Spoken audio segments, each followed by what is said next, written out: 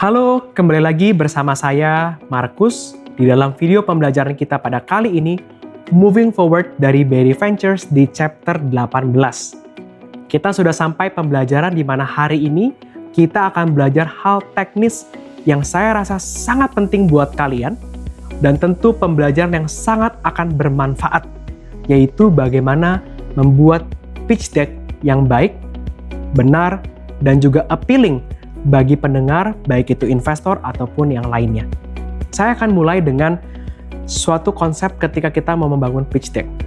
Biasanya, startup itu membangun pitch deck untuk mempersiapkan mereka ngobrol dengan investor. Tapi kalian perlu tahu berapa banyak pitch deck yang kira-kira investor terima setiap harinya. Pitch deck yang baik akan membantu kalian untuk dinotify oleh investor dengan jauh lebih cepat. Pekerja-pekerja seperti kami di investor, di investment side, setiap hari itu kami bisa review 50, 60, bahkan tidak kurang bisa mendapatkan 100 pitch deck setiap harinya. Jadi kalian bisa bayangkan berapa banyak pitch deck akan kami lihat. Dan ketika kami menganalisa suatu deck, tidak semuanya itu kan kami baca sampai tuntas. Maka, di dalam mempersiapkan pitch deck kalian, setidaknya ada 3 hal yang harus kalian perhatikan. Yang pertama, pitch deck itu harus jelas dan mudah dibaca. Jangan terlalu menggunakan kata-kata yang rumit, jangan menggunakan terlalu banyak kata-kata seperti paragraf yang membuat itu menjadi terlalu wordy, sehingga kehilangan appealing ketika dibaca oleh pembaca kalian. Yang kedua, buatlah pitch deck kalian untuk menarik bagi para pembaca kalian. Ada grafis, ada bar chart, ada gambar, ada tulisan yang dikombinasikan dengan sangat baik.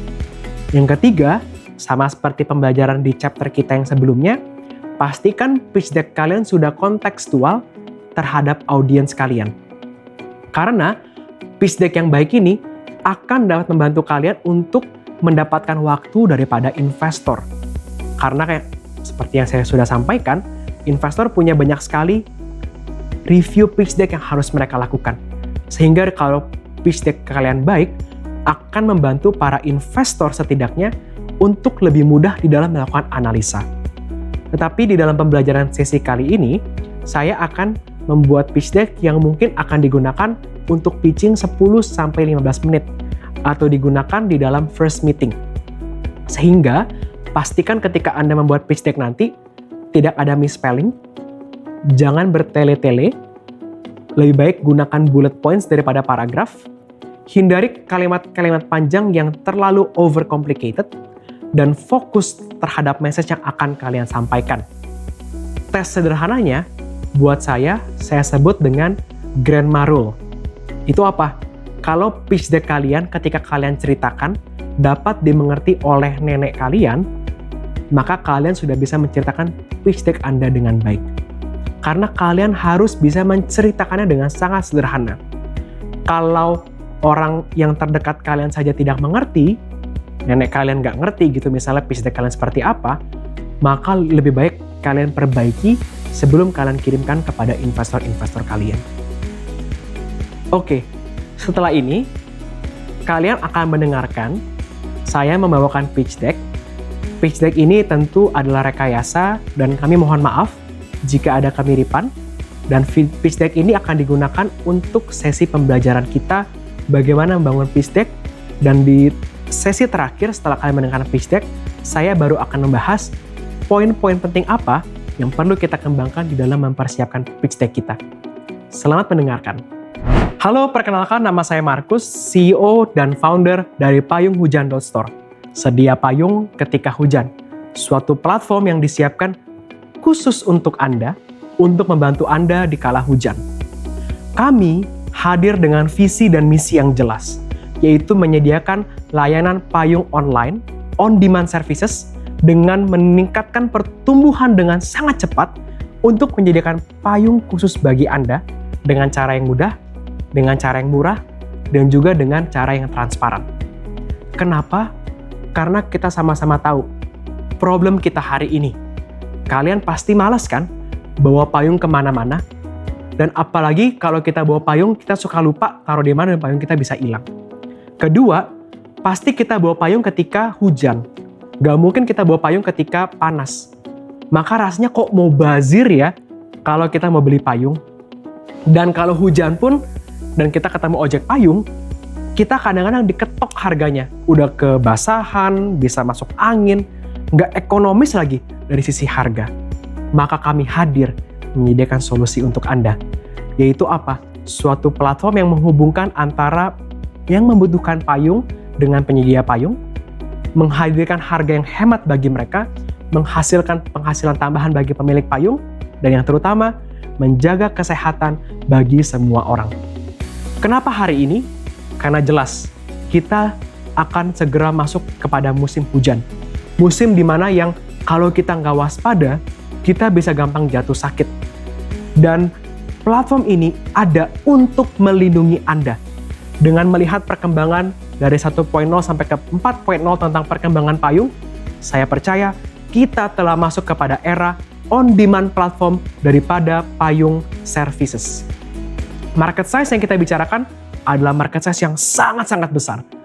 Jumlah penjualan payung di Indonesia itu sudah lebih dari 650.000. Dengan total penduduk 270 juta, dengan jumlah usia kerja itu 200 juta, dan dengan jumlah pekerja formal 60 juta, kalian bisa bayangkan berapa banyak yang membutuhkan payung. Dengan market size yang besar seperti ini, akan mendorong percepatan industri kita dengan lebih baik. Secara competitive landscape, kami adalah yang hadir yang pertama di market dengan menghadirkan online dan juga affordable. Tentu beberapa kompetitor kami adalah mereka yang punya payung sendiri, atau mereka yang memiliki ojek payung, atau yang minjem temennya via sosial media. Tapi kami percaya, karena kami menjadi yang pertama dengan membawa value ini, customer experience yang kami berikan dengan value proposition tersebut tidak dapat ditolak oleh customer kami. Secara product development sendiri, kami launching di akhir tahun 2018. Kami mulai berideasi sebenarnya sebelumnya dari Februari, tapi kita mulai launching itu di daerah Sudirman dan SCBD.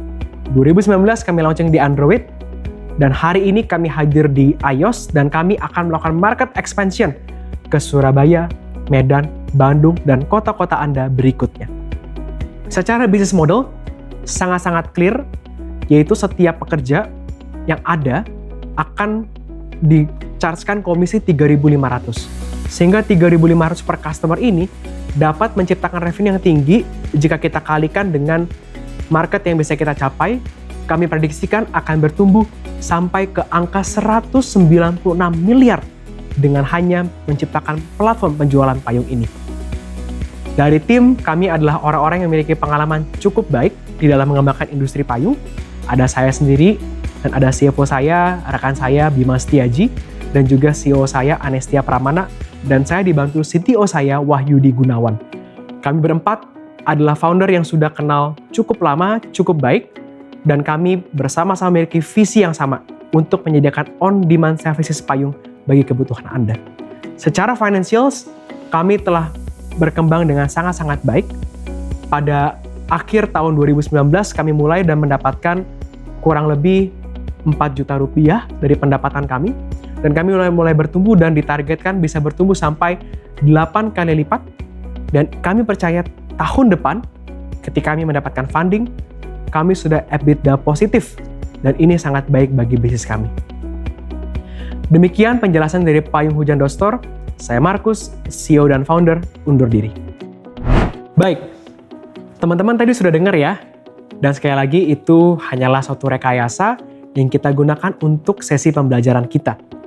Di dalam pitch deck yang baik, setidaknya ada 11 elemen penting yang harus ada untuk menggambarkan bisnis Anda dengan lebih baik.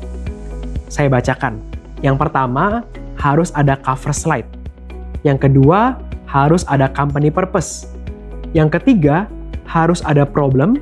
Yang keempat, bagaimana solusinya. Yang kelima adalah why now, atau kenapa bisnis Anda perlu ada sekarang. Yang keenam adalah market size. Yang ketujuh adalah competition. Yang kedelapan adalah produk kalian seperti apa. Yang kesembilan kita bicara business model. Yang ke-10 kita bicara tim, dan yang terakhir kita bicara financial.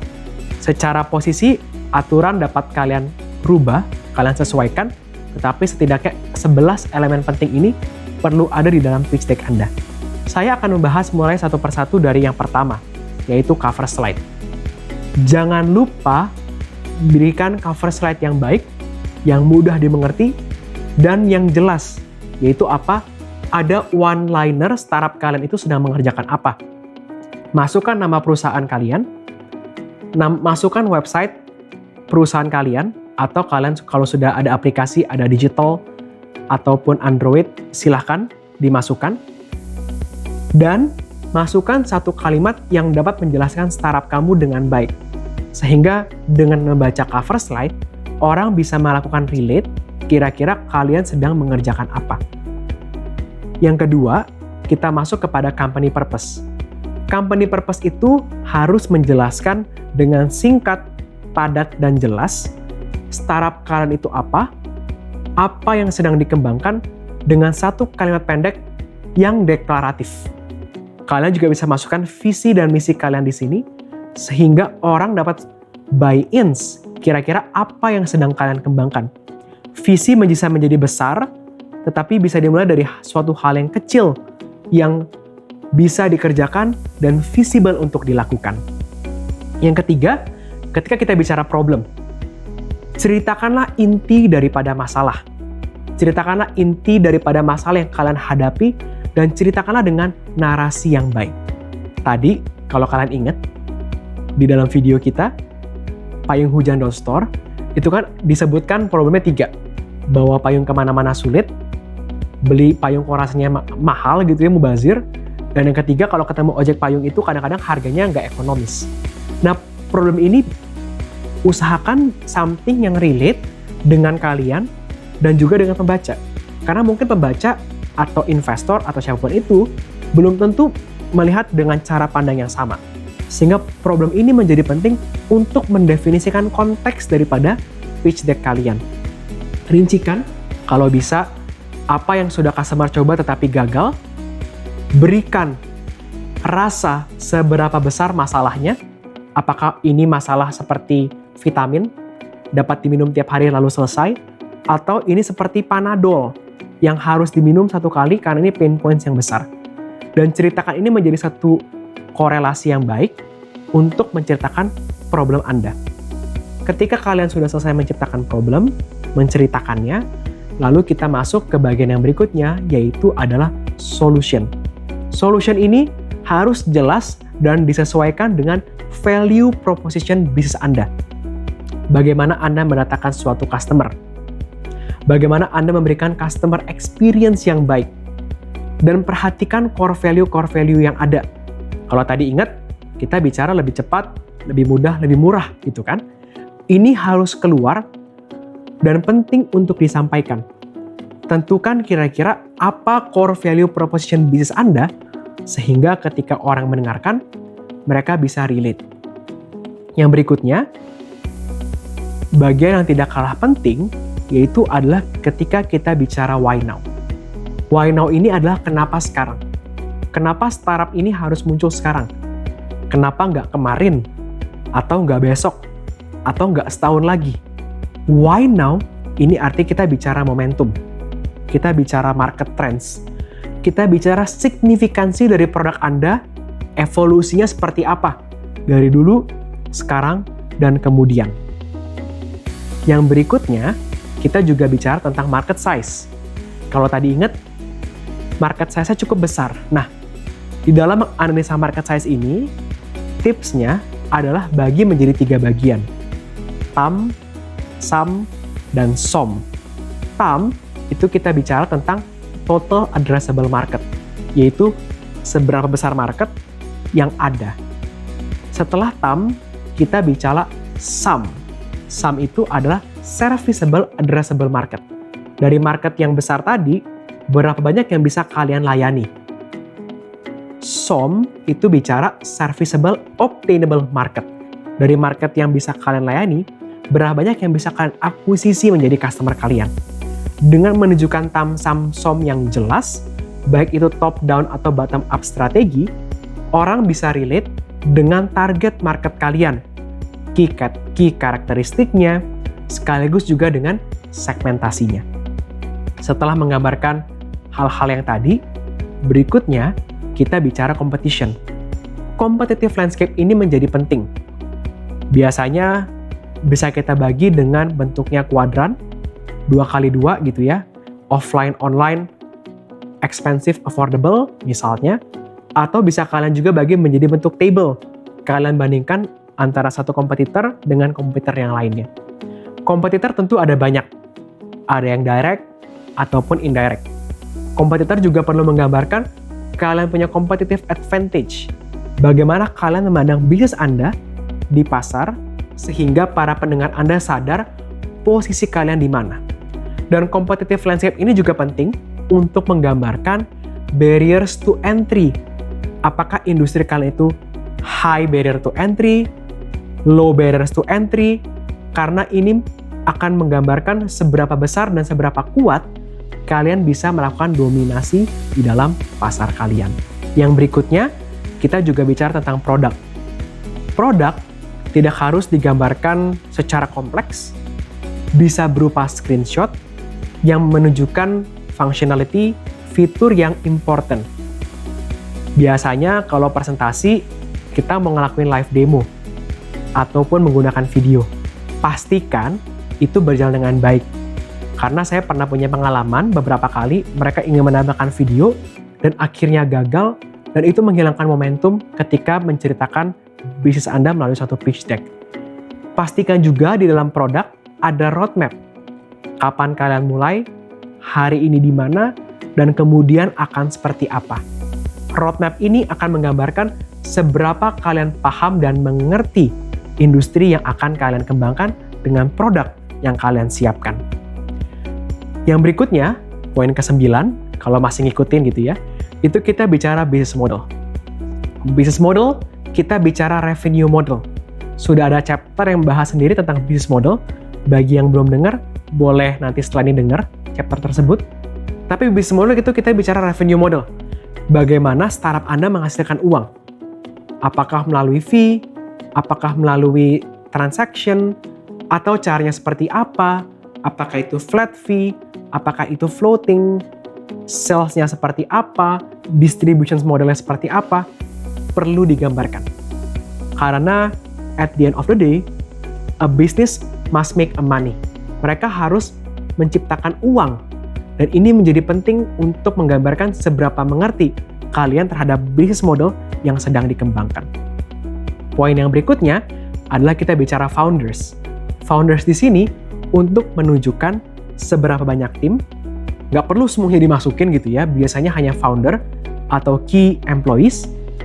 Ini untuk menunjukkan pengalaman yang relevan, apakah sudah pernah sukses sebelumnya, apakah sudah ada kegagalan, karena kegagalan bisa menjadi poin yang penting bagi startup, punya pengalaman kepemimpinan apa, edukasinya di mana, dan kalau bisa, jangan gunakan paragraf yang panjang, tapi gunakan bullet points yang sederhana.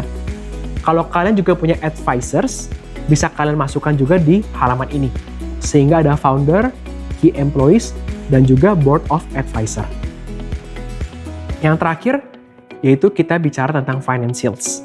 Financials menunjukkan sekali lagi seberapa mengerti kalian terhadap bisnis Anda. Revenue expense, EBITDA, profit margin. Jabarkan secara optional bagaimana kalian mendapatkan stream of income, net revenue. Optional juga kalian bisa jabarkan pembagian daripada cost. Bagi bisnis-bisnis yang baru mulai, pastikan kalian punya forward looking itu jelas, ataupun bagi bisnis yang sudah berjalan cukup lama, pastikan historical dan proyeksi kalian jelas. Financials ini tidak perlu terlalu detail, high level saja cukup, tetapi menggambarkan bahwa kalian mengerti bagaimana menyampaikan financial metrics secara tepat. Demikian adalah tips and tricks cara membangun pitch deck. Semoga bermanfaat. Selamat berlatih dan gunakan kesempatan ini untuk membangun pitch deck Anda dengan lebih baik.